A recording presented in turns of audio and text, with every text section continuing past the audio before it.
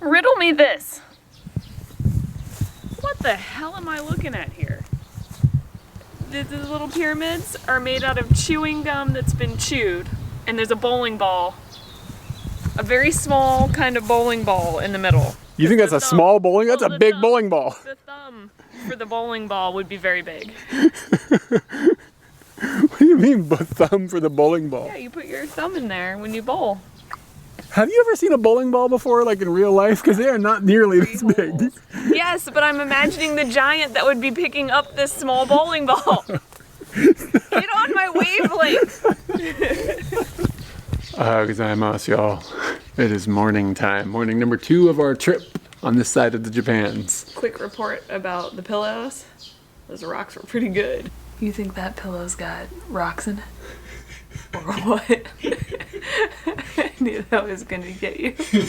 You like the rocks? Yeah, that was great. Just learning to love the rocks. One of the best rock pillows I've ever had. You used to throw a fit about the rock pillows when we came across them. Well, I guess I've had like feather pillows and whatever that crap is in the middle of other pillows that were bad. So, you know, you have bad rock pillows. That was an exceptional rock pillow. The morning has begun with us looking for a bakery. That's usually how we start mornings when we're on our little trips in Japan, and all the bakeries in the town of Obama were closed still. We got up a little on the early side, so we ended up at a convenience store, which is all right. It's fine. And got a couple of things here. Nothing super exceptional, but I thought we'd just point out the kind of things that you can find in a convenience store for breakfast. Katie's got a couple of these. It's like a pancake sandwich. Like it's one of these guys.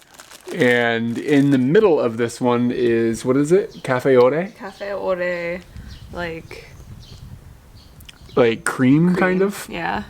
And usually these will have like maple syrup in them or something. But this one has cafe ore cream.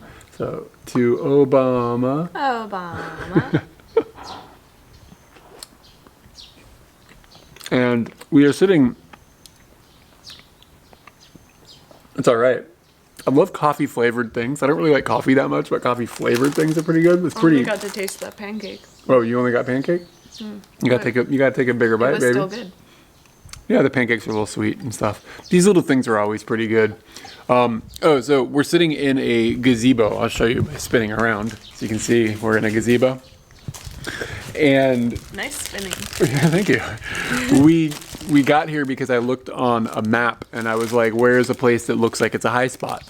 And this little tiny narrow road that I don't know how 2 cars could pass one another.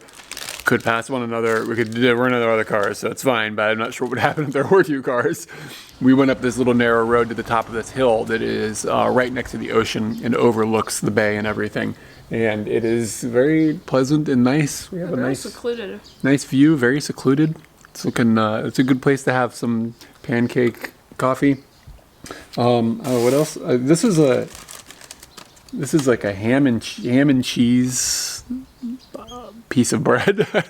What is it? It's a ham and cheese roll or something. And it says it's how do you say the cheese in English? Camembert. Camembert. It's 1 piece of cheese and 1 piece of ham. 1 piece of bread. 1 piece of bread. You only need 1 of each item to make a sandwich. It's like that. Wait, hold on. This is a burrito. Bread. This must be a burrito because it's not 2 pieces of bread. Yep, there we go. You got yourself a burrito. And they didn't classify breakfast it as a burrito. sandwich. Is this the best breakfast burrito y'all ever seen? It's fine. It's one of those bready things that doesn't taste like it was cooked at all. You know what I mean? It's not cooked. Yeah, I know. But I mean, it's like you're eating dough. Oh, the dough doesn't taste like it's been baked. Yeah. Am I using the wrong verbiage? Yes, you're using the wrong verbiage about bread and about sandwiches because let me cook this sandwich. Some people cook a sandwich. You toast a sandwich, it's being cooked, right? No, it's being toasted. It's not cooked? No, Isn't cook the umbrella term for like all of the things? It sounds weird in some contexts. Can you cook a salad? Like if you put it together, I'll cook myself a salad. No, that sounded really wrong. And the last thing on the menu that's of any interest at all is this is a yogurt drink. It's plain flavored, and it is a yogurt that is kind of watery, but not in a bad way, but liquidy enough that you can drink it through like a thick straw. And it just sort of coats your mouth, and it's pretty raw dog yogurt tasting. There's no sweetness to this one. It's just like straight up yogurt, which is what I'm looking for when I'm looking for like one of these yogurt drinks. I like these things quite a bit, actually. You mentioned that this air, how'd you say it? It says it feels like mint on your skin. It feels like mint on my skin. Something that we've noticed is that this side of Japan is vastly less humid than the Tokyo side of Japan, where it's like always thick, especially in the summertime. So when you go into the shade like we are now, even though it's kind of warm outside, the shade is actually kind of cool because the humidity is so low, and it's been kind of a pleasant little like way to be. And I think that sums up the entire morning so far. If this was I don't know how I'm gonna cut it, but if this was the first video in one of the videos, it's not like action oriented enough. You know what I'm saying? Yeah, I mean, you did the weather report. Yeah, I did the weather report. You recapped your food, discussed the idea of cooking. Yeah. And if this is the first video of ours you've stumbled into, welcome. I want to say it gets better. I don't know. If you want to get better, you gotta slap that like button. I do that right? Yeah, you did. Slap like. Talked about this kind of stuff in the past, but this is a big trap. And we aren't really 100% sure what animals are down here, but I think inoshishi, so it's a wild boar. You can see though that they've put a log inside and then like a plate, like a pedestal, and then put onions on top. So I guess Inoshishi-san is really into eating onions. And it needs to have a certain atmosphere. You can't just be onions on the ground. It's definitely got to be onions on a table. It's got to be, you're right. He's got to like, I'm not going to eat those ground onions. They got to be on a table. He's looking on Tabelog and he's like, oh yeah, that one looks good. The atmosphere there, it's really great. They've also got a little camera here that I'm sure gets triggered by motion whenever the gate closes and catches the pig. Interesting. I saw one of these earlier in the woods as we drove by, and I was like, I wonder if that's for bears, but I don't think it's quite big enough for a bear, but I think it makes more sense that there's probably wild boar. Quick snack update. I think the last video we talked about snacks, right? Or something, I don't know, maybe something happened between then and now. But I got this bag of chips, and it's not special to the area that we're in because it specifically actually says Okinawa on it, but it also says shio, which is salt, and then it says wasabi, so wasabi and beef chips. And let me tell you what, anytime I see wasabi on chips, I am down. And it's just like, this kind of potato guy. And there's the wasabi flavor is amazing. It's got that same wasabi spice. And the beef flavor is actually really strong. It tastes like I'm licking a cow, like straight up. Katie's about to come in the car. She hasn't had them. Let's give her one, see what she says. Come here.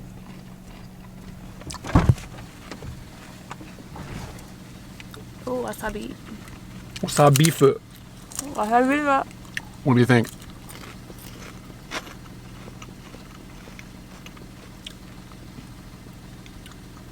Am I right? It's alright. A little airier than I thought, but at the same time, it's kind of nice that it's not caked in like flavor dust. I've decided I like flat chips instead of rigid chips with ruffles or whatever. I'm not big on the ruffles. I like the flat ones. What do you think about the beefy flavor? Let me just go back to flavor dust. Yeah. Or flavor dirt or whatever I said. That's called seasoning. It's not covered in seasoning. Translate that, KDEs. What do you think about the beefy flavor? Beefy flavor is there, but it's being combated by the airy flavor. So you kind of feel like you're eating beef air that has a good slather of wasabi on top of it. What did you call it? Flavor powder, flavor dirt? Flavor dust or flavor dirt. I don't remember which one was the first one. I'm good at English. The hawk. There's another hawk. There are a lot of hawks here. It's really cool to see them. I would not want to be a mouse. The aim of this morning was to come as far west and north as we possibly could in Fukui, in hopes that we could... Yeah, it's the northernmost part of the westernmost part of Fukui. What? We're south, right? No, so we came over to go west and then we went as north as we possibly could. Yeah, but we're in the southern part of Fukui. It is in the southern part of Fukui, but it's the western northernest most part of the southern part of Fukui. You need a map. Please insert a map here and you'll understand what I'm talking about. We wanted to come all the way over here in hopes there was like a little walking path, and we thought we'd be able to walk over to Kyoto, which is the neighbor. Kyoto is more than just a city, by the way, found that out. And I was really hoping we'd be able to go over there, but we can't, because we just came to a dead end with a bear trap, and I think that's the end of this. We're gonna go back down the squiggle and see where the rest of the day takes us. Starting to feel like it's possible that Inoshishi trap was actually a bear trap. Because this guy says, be careful, bears jumping out and eating your brains.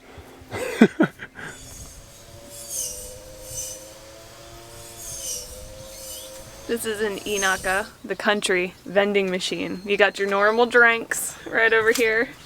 You've got your pickled daikon right here. This is definite standard for the vending machine. And then a couple other pickled items and some vegetables and some bear bait down here. You know, standard stuff you need while you're cruising down the road. And you put your money in here.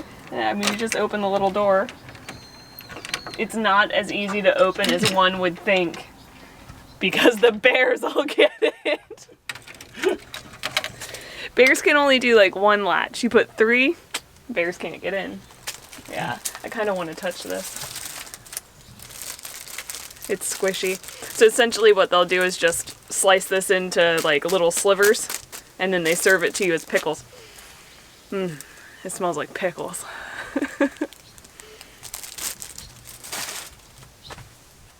So going out in the woods didn't find us the division between Fukui Prefecture and Kyoto. It's prefecture in English. It is prefecture in English? Yeah. All right, Kyoto Prefecture. But we did, as we were coming back into civilization, find a very stark dividing line between Fukui on this side and Kyoto on that side. The road work right here is split basically right on the line.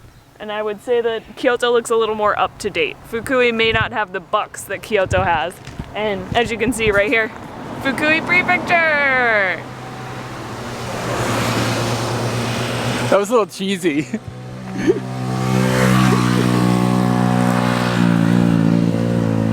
I roll off the top.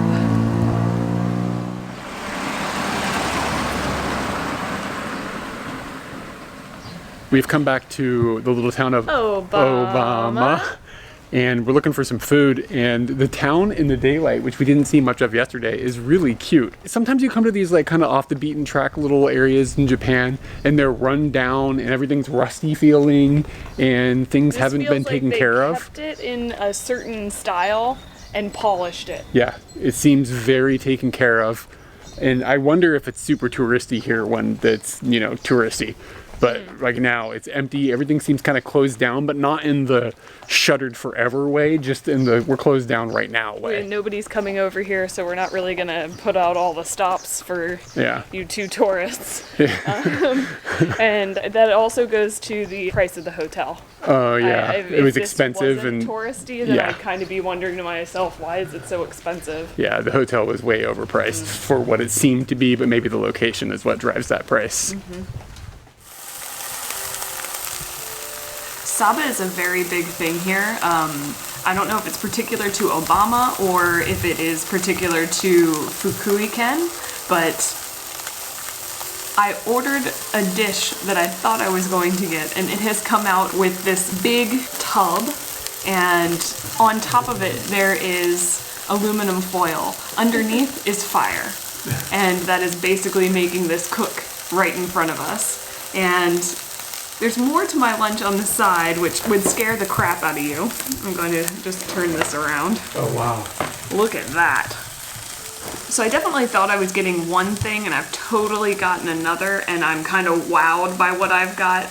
Maybe down the road we'll end up getting the other thing that I was thinking of, which are these thick sushi pieces that have lots of rice and then a slab of saba on top. But I could not have expected this is what was going to happen, that this lady was just going to come in and create cooking in front of me. And she said that the smell is going to be very good. And it's kind of like a caramelized, little bit on the burnt side fish situation, and not in a bad way, just in it's cooking way. I am intrigued. Well, that was an experience. Just cooked it. One of them seems a little bit burnt. I'm never good at that kind of stuff. Definitely warm. And smells a little vinegary.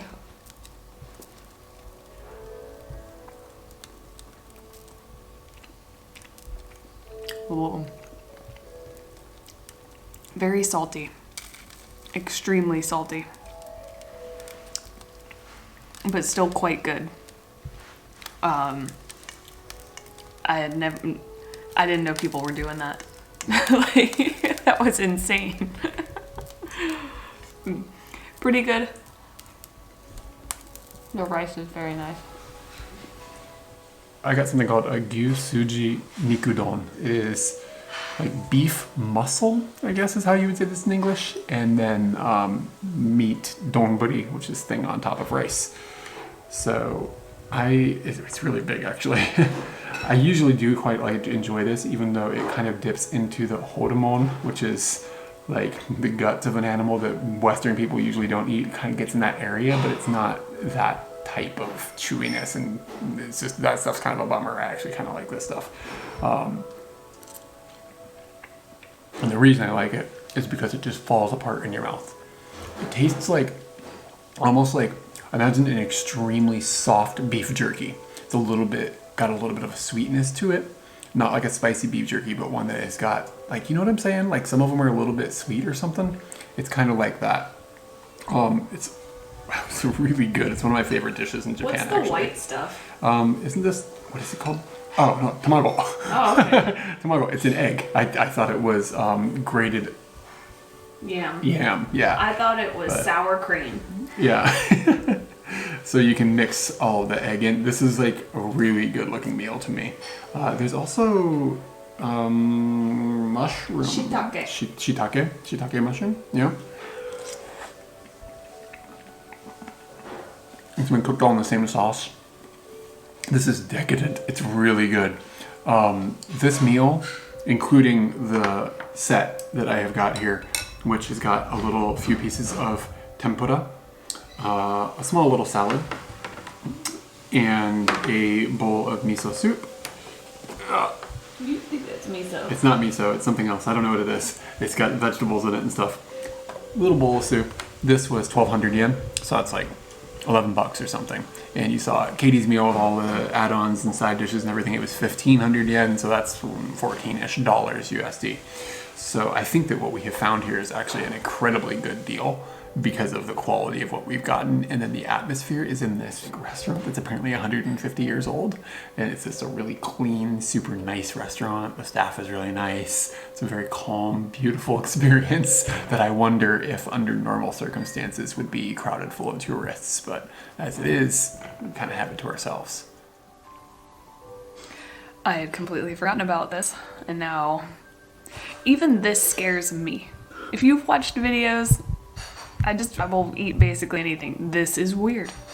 I don't think there's supposed to be that much in this shell. Why is there that much in this shell? Who is this? Okay.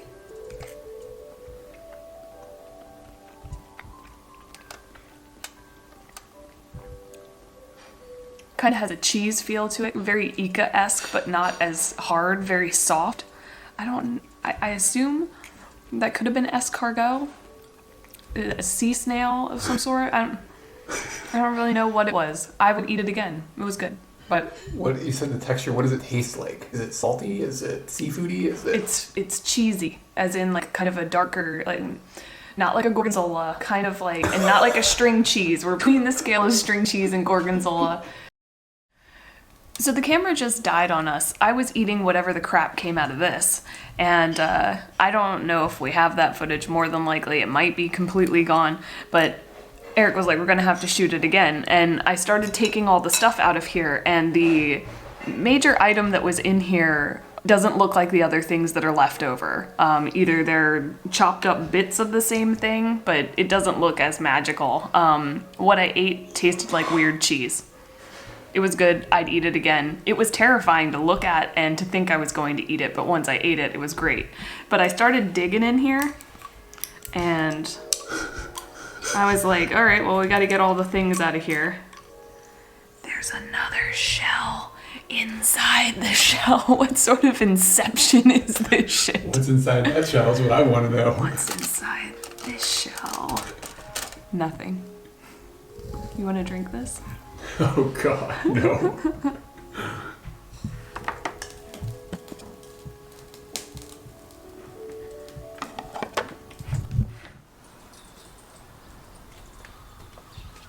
Seriously, hawks are a big thing here. Like every time we turn around, there's hawks in the air everywhere, and now we're seeing little statues to them. It's like the official mascot of Fukui is like a hawk. It's gotta be. It's not a good place to be a rodent. No. Specialty license plates don't really happen too much in Japan. Tokyo does have some, but even describing them I'm not very good at because they aren't super impactful. But here in Fukui, dinosaurs are kind of a thing, which is a bit of foreshadowing, but that's a cool license plate.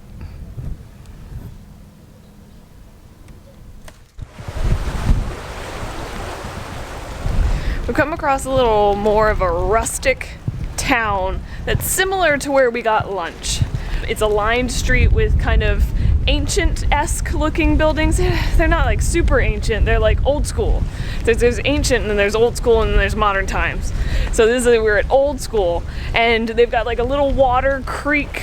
It's more than a creek. It's like a little waterway flowing under a bunch of little bridges past a whole bunch of shops. And we are on the hunt for Kuzu. And I don't really know where we're gonna buy that. I see some pictures, but we're gonna find some and eat it.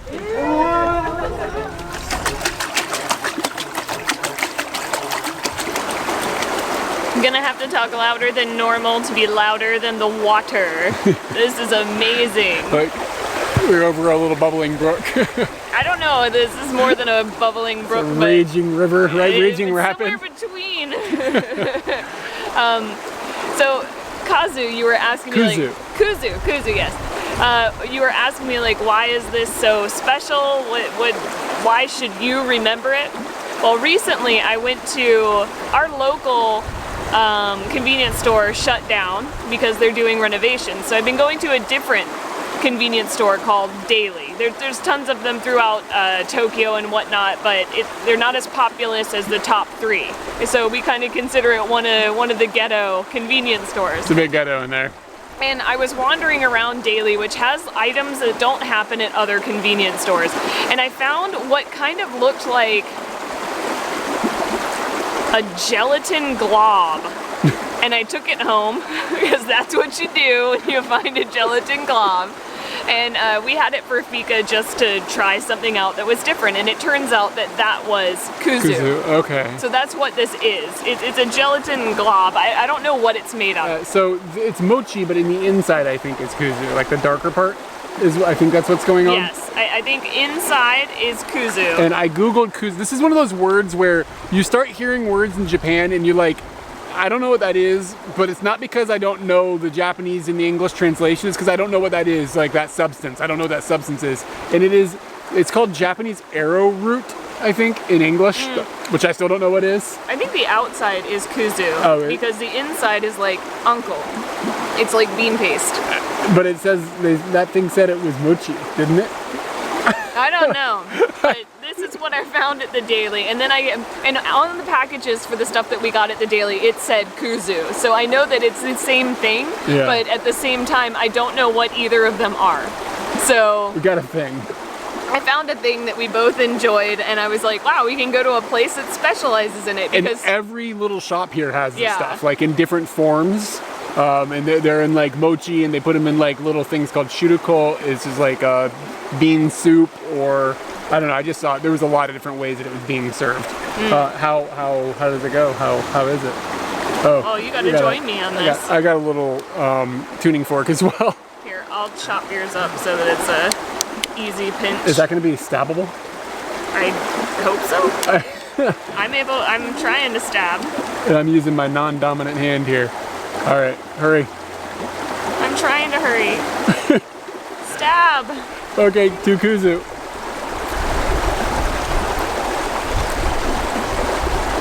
The outside is like gelatin and surprisingly sugary. It's very sweet, yeah. Yeah, it's super sweet, but like it doesn't really have anything else to it. It's just sugar. Yeah. And then there's beans in the middle. And that's exactly what we got from the daily. It almost, also after the sweetness goes away, it tastes like the flavor just vanishes. My mouth doesn't taste like anything. It's like almost dry. It's kind of a strange effect that it has in your mouth. These forks are difficult to use. Yeah, I don't know. Can you even call this a fork? It's a tuning fork. How many slots do you need to have a fork? Is this a fork? That's a good question. Do you have to have at least 3, or does it work as just 2? I don't know. We've got a new question on our hands. Yep. I want to talk a little bit about the texture of this stuff before we wrap this video up. Some people, I think, would hate it. It's almost snotty in texture. A little bit harder than snot. Yeah. Yeah. I think it's okay. I don't mind stuff like that. But somebody out there is like, somebody thinks I'm a snot slurper now. Why do you know? Well, everybody's had snot. Come on now. Everybody's have a cold. You have a cold. You know it's snot in. You know what I mean? Like, everybody knows. You know. Come on. We're not the queen here. We can admit to being human beings. But yeah, the texture I think is fine. But I could definitely see some people will be like, this is not okay. Does Kuzu mean snot? Maybe. No, I don't think so. I don't know the name. I don't know how to say like the real snotty snot in Japanese. That's not a word that's come across my studying. I also want to say, like, these little towns that we keep finding are really magnificent. And it just seems to be like one street, but people are still living on the street. Yes. The street still exists as an organism within the community, but also still holds these little shops that have specialities. Yeah. You see these all over Japan, but it seems like there's a high concentration of them here in southern Fukui. Yeah, that might be all that's left here in Fukui. Yeah, there's no cities or anything. Oh, Obama. So there's that little walkway that has all of the houses and the shops, but then there's this other like kind of little back alley that seems to go into a more forested area. So we're gonna take that route on the way back. I don't know if we're gonna find anything interesting. Well, there's this guy. I think we already found somebody interesting, yeah. Yeah. Something that's troubling for me, troubling might be too strong of a word, but whenever we come into these little forested areas and we film, it looks unbelievable in real life. Like, the light coming through the trees is really beautiful, and the dynamic range that you see and everything, and just the way things look is incredible. And then whenever I look back at the footage, when I edit it, it never looks anywhere near like what it looks like here. You know what I'm saying? There's so much more color and stuff. And I don't know, this is something that I know it's gonna annoy me when I edit it. And I know when people see it, it's gonna look nice, but it's not gonna look anything like what we're seeing in real life. And this is one of those places that's just like, yeah. How'd that car get up here? There's a car in the woods. I don't know, we came upstairs. How did it get up here? I don't know. Wow, that looks amazing. Yeah, it looks amazing.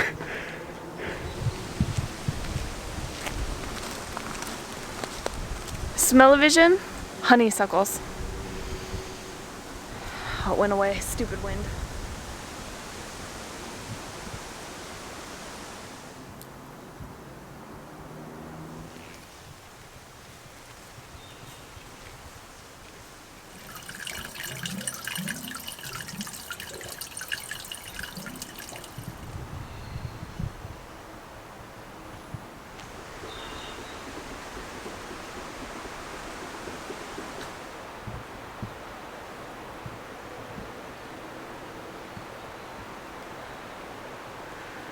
I don't know if we should continue going because I don't know what's up there. I'm just following a lady with a map. She stopped. We look exactly the same right now. Somebody's gonna follow us. We follow those white people who are following that lady. That lady's got a map. You know what I bet this is? I bet it's where you go up there and it's like where the castle used to be. We did that. Your princess is in another castle kind of thing? Or it could be amazing. It could be a unicorn up there, you don't know. That's not true. The signs don't say unicorn, and they would say unicorn. They'd be appropriately labeled unicorn.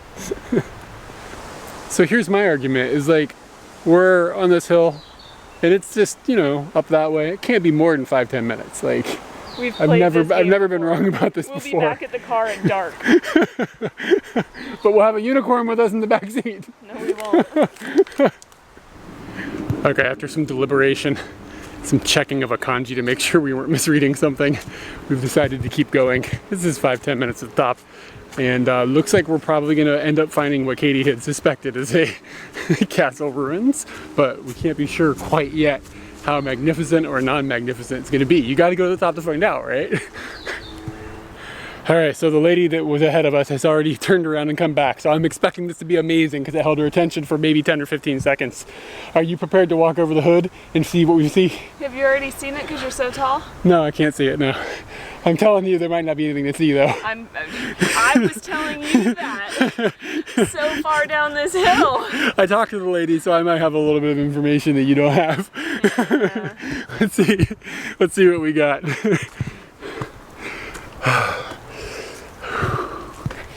I think it's a little further.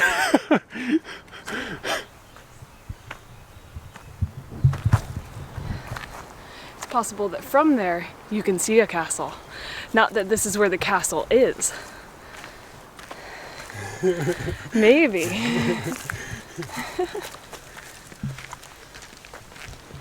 Ain't no castle up here.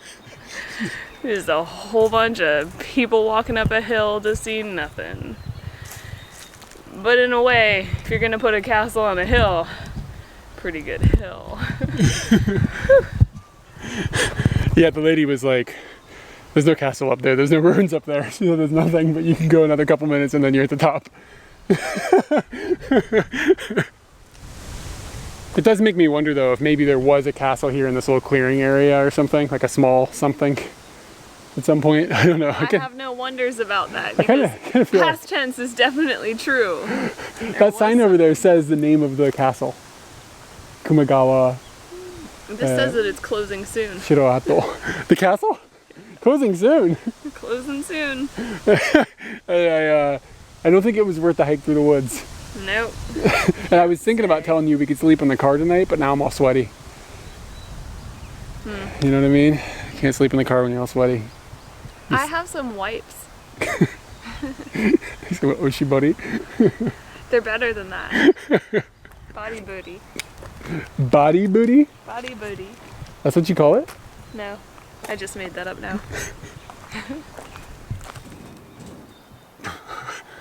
This sign here says, I'm assuming that this red dot is where we are, but it's for a castle that is no longer here, and the sign is so old, most of the sign is no longer here, as in the marking that would say what this red dot means, but you know, logic is telling me. But as you can see, a lot of the text and stuff is missing. So this castle's been gone long enough for them to have erected a sign saying the castle is gone, and then for the sign to have almost disappeared itself.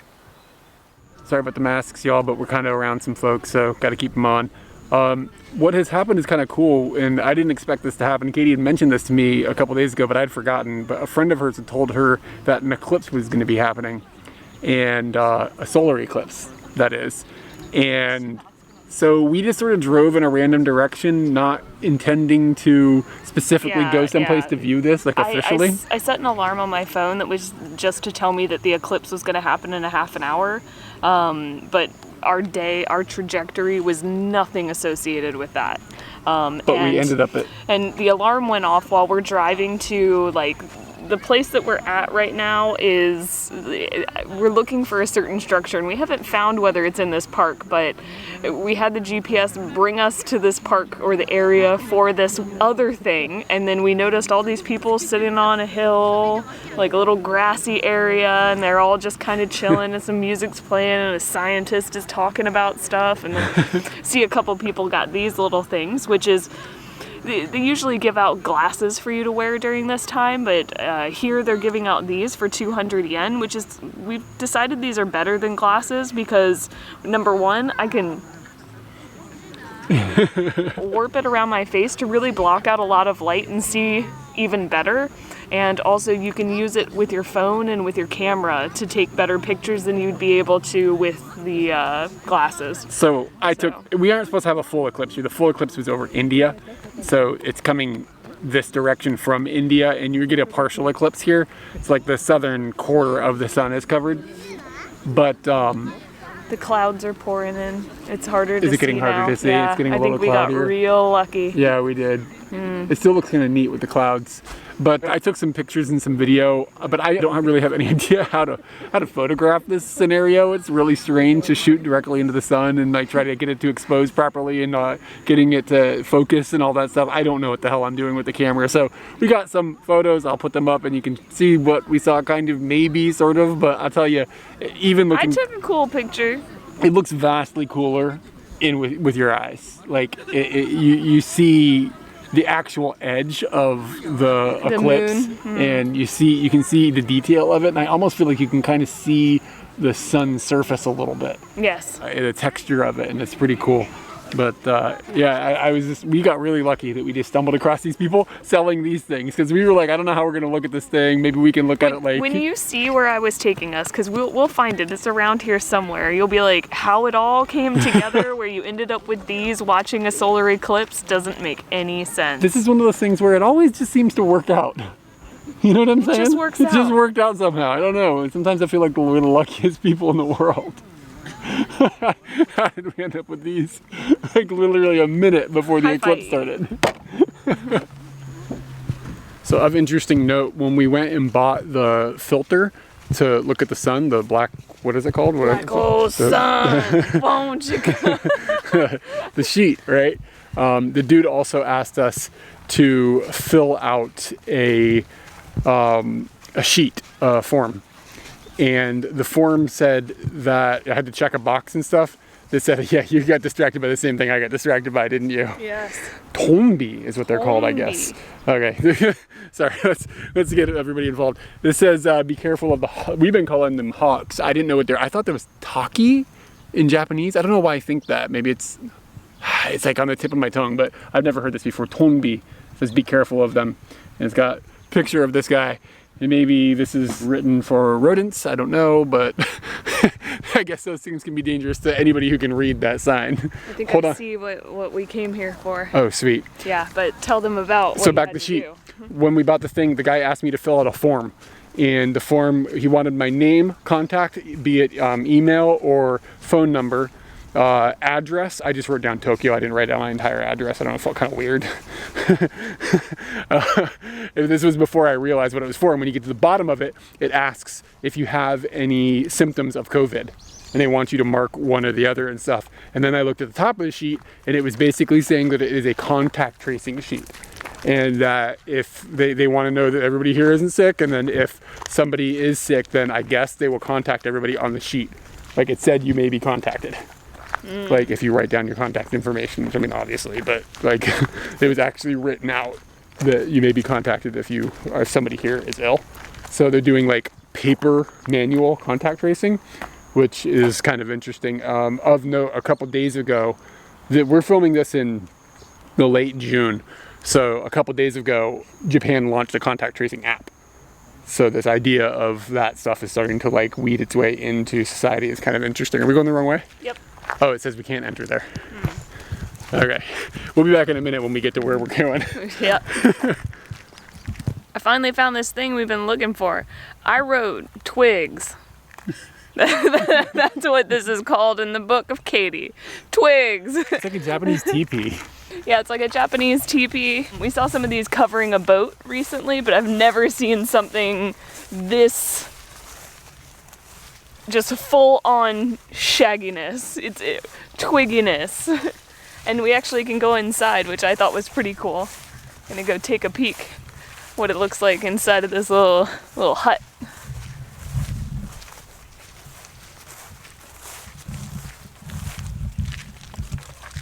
This is my eye level, y'all.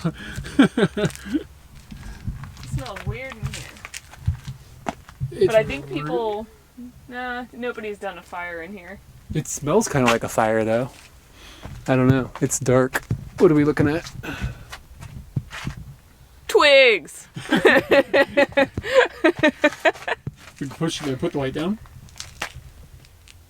It doesn't do very much, but there's like a kind of fake fire. I don't think anybody's been burning anything in there. I think what we're smelling is just damp twigs. Oh yeah, it's like a little moldy. Yeah, a little bit moldy. Not as exciting on the inside as I thought it would be, but still very cool on the outside. And it's brought us to this park that has a lot of other weird buildings. So I thought they were all buildings, but not everything in the park is buildings. Some of it is just kind of what looks like modern art that was just thrown into the park, and then also this thing right here. And I'm gonna explain it very rudimentarily. That's a word. There is a museum very close to here, and it's called the Varves Museum. Varves. What's a Varve is what I thought. And I'm really glad because we always get to places after hours. The museum's closed right now, but they've got one nice little example of what a Varve is. Or at least what Varves are. As you can see, they look like there are different layers here. And Varves are an annual layer of sediment. So what we're looking at is they sliced this out of the ground and just splatted it right here. And these are the different layers of sediment that have formed over tons of years. And that's what Varves are. Now we're hitting a building. What is this? It looks like a mound that somebody carved out and shoved a building inside of, like a bomb shelter that kind of came outside. And they've got like these little pots or jugs on the top that look like you could just pour them over, and maybe they get filled up with water and they start pouring out. Yo, maybe when you go inside that hill, you can see the Varves in the walls. Maybe that's what it is. It says it's a museum. I don't know what the kanji for Varves is. I don't know what the English was Varves was until a few minutes ago. But yeah, like I wonder if that is like a place where you go inside and you can actually see inside that hill these different things. This whole area has been dug down. And there's also like little like skylights on top too. It just looks bizarre from afar looking. And up close and right now. But that's my guess. My guess is that's the Varves Museum, y'all. Could be the Varves Museum. Yeah, so we just found a map. And the map indicates that this dome thing is not the Varves Museum. My guesstimation was wrong. The Varves Museum is this one, which was behind us in the shot we were making earlier. But this is still an interesting looking thing. I don't know what Jomon is. I don't know. Some of these kanji are just strange. Like, it could be something that has something to do with like literature or something, probably. It's my absolute raw, educated guess. Maybe I should stop making guesses. You should just stop guessing. I think this museum is this museum, and this is about literature. Okay, so the Varve Museum, okay, it kind of makes sense. Like the kanji kind of makes sense. Yeah. But I didn't know what a Varve was. Come on now. Like, if you don't know the English, how am I supposed to know the Japanese for it? So many educated guesses. You are a guess master. I walked over here and Eric goes, "You gonna talk about your game?" So it's pretty obvious that Eric's not interested in the game that I've been playing for like an hour now. There is a license plate game in Japan that people play. And usually how it is played is that you start at the number 1, where this would be nothing, nothing, nothing. And there would be a 1 there. And then you would find 2, and you would find 3, and they would go in sequential order, and you'd only start with that number. But I decided that makes the game go so slow, and honestly, it's a bit boring. So what I've been doing is I've been taking the numbers that are in the license plate, and if you can make a number, like the number 1, you can get the number 1. So there was 1,000 on one of the license plates. So 1 plus 0 plus 0 plus 0 equals 1. So that's where I started with number 1. And I have now reached number 8 because 4 plus 0 plus 3 plus 1 equals 8. So this is the game that I've been playing. I can see 10 is behind Eric. Turn around. 5 plus 0 plus 5 is 10. But where's 9? There's no 9 around right now, so I'm kind of stuck. I can't take that 10. Well, why don't you start doing square roots and division and division, multiplication. No joke. Eric and I are heading to Tsuruga to see some weird statues, and we've been on the road for a minute, and this happened.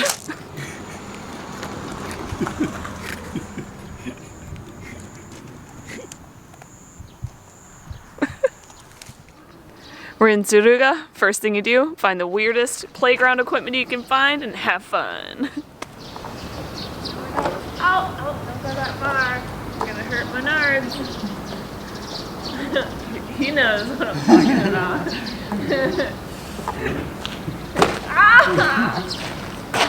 The second thing you do in Tsuruga is you go to the bathroom. So I went to the bathroom over here. I used the handicap bathroom because you can lock it and it's really big and it's kind of private. Don't judge me. But inside the bathroom, smells like Black and Milds. Tsuruga is, from what I can tell, under construction. But things that aren't under construction are some amazing statues that are just kind of out of the ordinary. They aren't like beautiful ladies or scholars or just kind of cool, awesome looking girls with skulls and crossbones and stuff. Seems like a pop culture type thing. Yeah. Like from manga or something, Japanese culture that you and I aren't into. But I'm sure somebody recognizes this. It looks like it's from One Piece or something. I don't know, just based on the skull and crossbones, but maybe I'm wrong. There's supposed to be many. There's supposed to be like an entire kilometer and some change of just statues. So we're going on a little bit of a walk before the sun goes down. Some of them are interactive and really personal, with me going on a date with this dude. He's a gentleman. All right, so I got curious and I looked up what it is that these characters are from, and they're from a manga called Ginga Tetsudo 39, which is Galaxy Express 999, I think is what it's called in English. And it is written by a dude, and I thought, oh, maybe the guy that wrote it is from here, and that's why these characters happen to be here. But that dude is from Fukuoka, I think. He's from Kyushu, which is not here. So I haven't put together why these characters are here, because from what I could tell, I don't know anything about this manga, but I scrolled through the Wikipedia really fast. From what I tell, it takes place like in space and stuff, so I don't know if it takes place here at some point or origin somehow is tied into here, or if they're just like, these are popular characters and we want tourists, so we're gonna put them here. Like, I don't know if that's all that is to it. But they're still pretty cool statues, and it seems like there's a lot of them. I do not know though if all of the characters are from the same manga. He is responsible for multiple different mangas that are all kind of these space train opera thing type things, like space opera or whatever with trains. It seemed like I looked at his list of notable works and they seemed all kind of the same theme. So maybe it's the dude some reason is tied here and it's not the manga. I don't know. As you can see, I'm not an expert, but it isn't just random pop culture stuff. It does seem to have some sort of theme. You ever think about calling your wiener a Ronnie Winkle? Because that's what they're calling it here. This is a vending machine for condoms. There are 3 lovely selections for 500 yen each, and there's 5 pieces inside. That's only I can't imagine. That's only 100 yen a Ronnie Winkle. That's a deal. 100 yen a winkle. Are you good? Go. Back in the day when we lived in Otsuka, Eric told me that he found a ramen truck that was out in the middle of the night one time. Yeah, you were coming home and you were like, I found this truck, and I thought, like, that sounds like a dream. Like, were you really awake? And right now, here in Tsuruga, there are multiple ramen trucks that come out and feed people, not necessarily in the middle of the night. Like, this one opens at 7 o'clock and is feeding the dinner crowd, so I am psyched about this. Like, I told you, we could eat anywhere if you want to, but if we didn't eat at this truck, I was probably going to be pretty sad about it. But I've got my ramen, a little bit of pork, beni shoga, which doesn't show up very much in ramen style, which makes me pretty happy, and then some onions and noodles. Fixins on the table, but I'm going straight for what the guys put in my lap. Don't put it in your lap. Yeah. You have to reset. You're eating like a child counter. Eating like an adult. Oh, my bad. Day 2.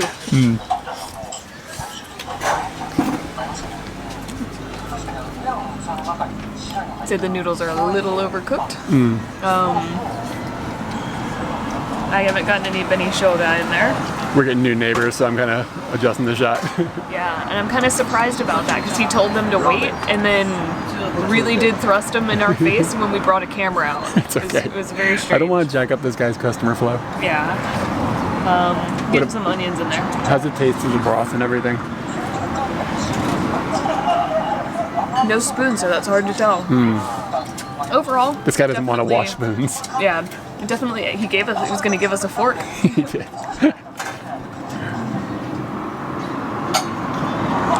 I'm going to say this is epic standard. Epic standard, the whole thing. And I'm still happy that I'm eating at a ramen truck. Yeah, the atmosphere I think is the cool part. Even if the ramen isn't like popping out like Yeah. as something that's astronomical. But I don't really expect somebody to be making something astronomical out of the back of a truck for real. How many food trucks have you been to? You recently showed me footage from Hawaii and you were like, these shrimp, look at these shrimp. That came out of a food truck. But that's not ramen, man. Yeah. Shrimp are not ramen. Put that in the memory bank. Wow, I definitely will. Fact. Eric, why would I take my mask off when it is filled with garlic right now? Why would I do that? You don't have to. I said if you want, you don't got to. There's not very, Might be nobody around right now. It might be protecting you from me. So I feel like we might have done that place a little bit dirty. The ramen was not that great, but As standard, it was very basic. But with the fixins on the table, go a little We heavy on the garlic. yeah, put a little there pepper. was garlic, pepper, goma, and nira, which is like a garlicky oniony thing. And and well, he that had was put it- also heavy on spices. He put it like- in his like. like a spicy sauce. It was too much. It for me. looked like kimchi, but it wasn't kimchi, and it was really spicy. But once you mix all that stuff in there, it actually got pretty tasty. And I was Yeah. gonna make a follow-up video about it, like while we were sitting there, but all the lights turned off. It got really dark, and we were Yes. sitting in pretty tight quarters with a bunch of other people, so it was just In the kind of like in the dark, slurping noodles. Tsuruga is kind of weird. Like when we got here, there was like nobody on the streets, and now like lights are turning off. I kind of feel like they've given up. Yeah, I don't know, but there's a lot of construction going on, and that's hope for the future. Yeah, that's So, true. Or, you know. or it's just been abandoned. It's hard to tell. I don't know, man. But yeah, the ramen place, the ramen itself, I would not give high stars. It was okay, but the experience and everything, and like being Experience, hungry and like, I was hungry. yeah, it was pretty cool. The dude that worked there was really nice too. So yeah, it was legit. All right, we rolled into this town and we didn't have any place to stay. That's how we be. This is how it is. So there's a chain of hotels in Japan called Toyoko Inn. Shout out to Stefan. And it Shout out is- to Mark. Mark Oh yeah, our also friend Mark. uses Our it. friend Mark uses them too. And God, it's really hot in here. They're like Holiday Inn, kind of like every single one of them is exactly the same. They like what you see. I'm giving you a room tour of every room in every Toyoko Inn in the entire country right now. I didn't know they had a splash of orange. They do almost always have the splash of orange, but like all of the amenities are the same. Like it's the exact same TV, it's the exact same aircon unit. Like they're just all the same. And I'll show you the bathroom really quick because if you aren't familiar, where's the bathroom light? Here we go. If you're not familiar with Japanese bathrooms, then here you are. You're now familiar. Everything is plastic. Everything is da da da. There's a toilet with a robot spray your butt thing, and then a little shower and and then this is your soap dispenser and stuff. It's all standard fare. This is what it looks like inside of Japanese bathrooms. Almost always inside of these business hotels is what they're usually referred to as. So this one was a little bit strange because we went in and we don't have a reservation, of course, but because nobody's traveling, we aren't really that worried about this. Last night we ended up in a dingy place for too much money because of the location, but this is kind of like a town that businessmen would end up coming to. So they have this business hotel with a chain, so it's cheaper, oddly enough.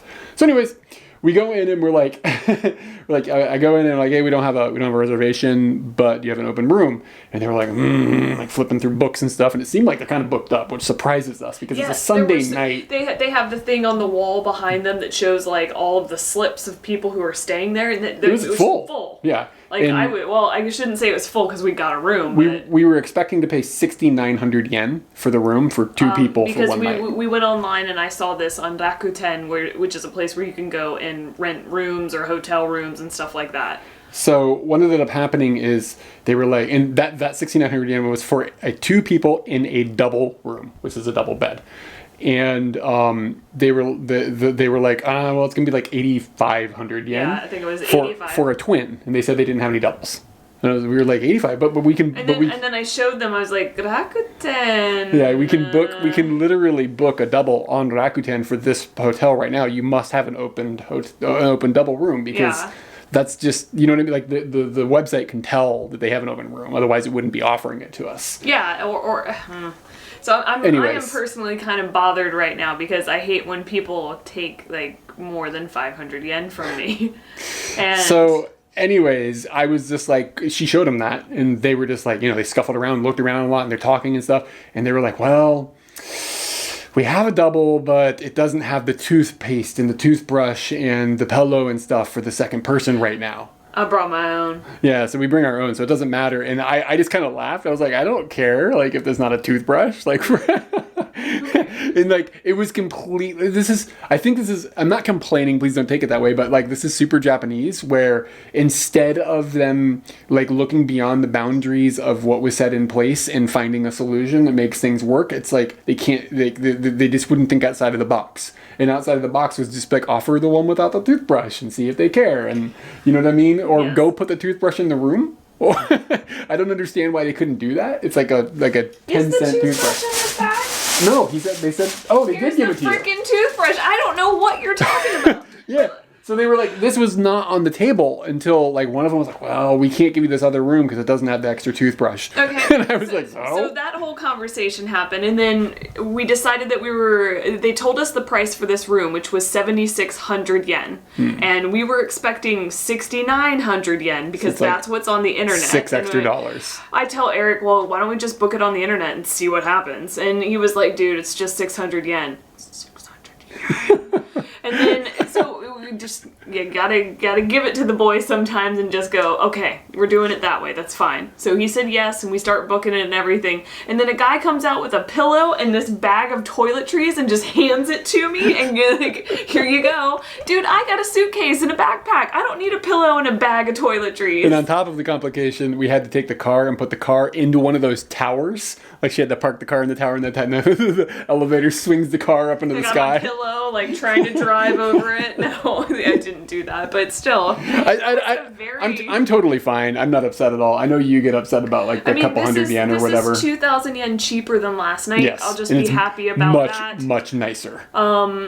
I think in the future, if I'm happy with the price, I should just book it, and then we can deal with the outcome. I honestly, I would rather fill out the form standing at the desk than deal with dicking around with the internet and have something fail, and then they can't find the room, and then monkeys in the background explode and all that. It was just like, I saw the clearest path through. It cost us 600 extra yen, and we're in the room already, and that's where I wanted to be. If you wanted to go find apples, you could go for a walk and find apples, baby. Look. I'm gonna try and save 600 yen somewhere now in the near future. I'm gonna even out this bullshit. You don't have to eat breakfast. That's not true. I haven't skipped breakfast in years. It's true. Years. Mm-hmm. Gotta have breakfast. I'm just saying, you can twerm off some 600 yen right there. Half a breakfast for 2 days. You know what? I'm cutting it out of your breakfast. You're the one who wouldn't fight for the 600 yen, slicing that breakfast in half for days. 4 days. I'll take it, I don't mind.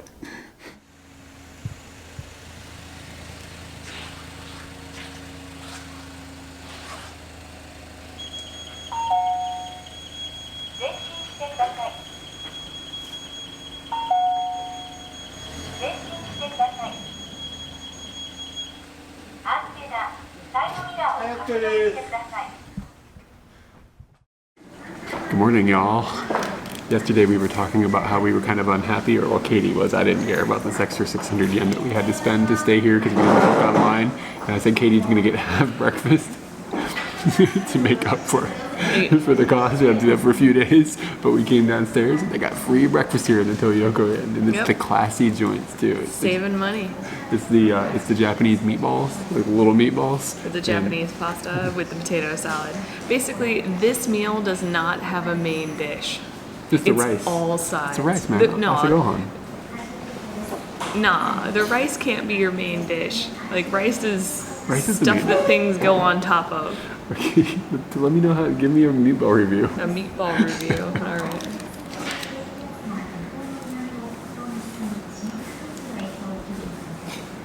Standard meatball. Is it good? Like, I mean, are you happy? Yeah, I'd say so. Could be warmer.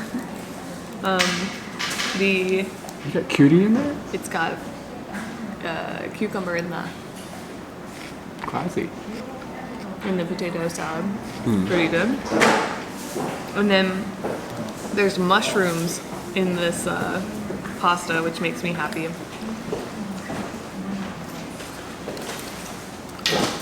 It's good. You didn't even get any rice. You got a croissant. We got a croissant in a bag. It's tiny. They put all the pastries in bags now. Have you noticed this? Yep. Somebody came into the pastry shop and was like, no, no, no, no, no, no, no. Yeah.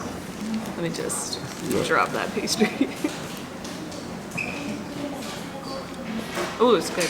Is it good? Yeah. It's cold. It's really cold. Came out of the fridge. Was the meatball cold? It was lukewarm. Room temperature meatball. But I don't know when she re-upped the meatball situation. Tell us about that asa gohan. Give me one of them pickles. You can have a pickle. Yeah. Pickle's warmer than the meatball.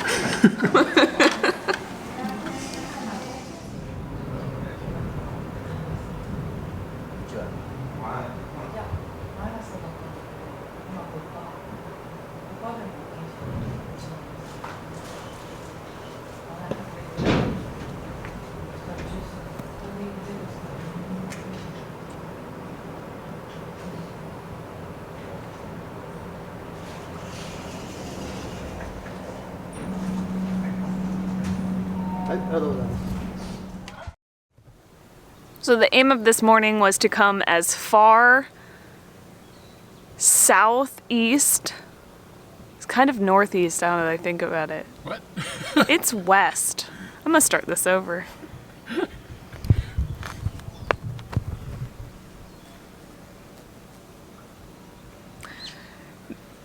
He's really into my hair.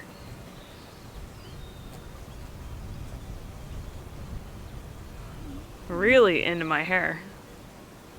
Get him out of here. What is he? I don't know. Someone's gonna sting me in the face.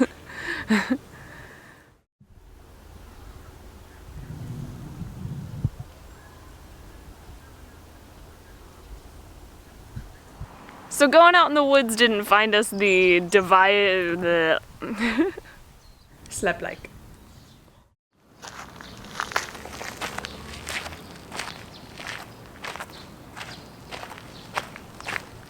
Thanks for coming along on our second day of exploring Fukui. More on the way soon. If you'd like to help us make more videos, check out our Patreon linked below. Liking, commenting, and subscribing helps too. He goes back, not forward.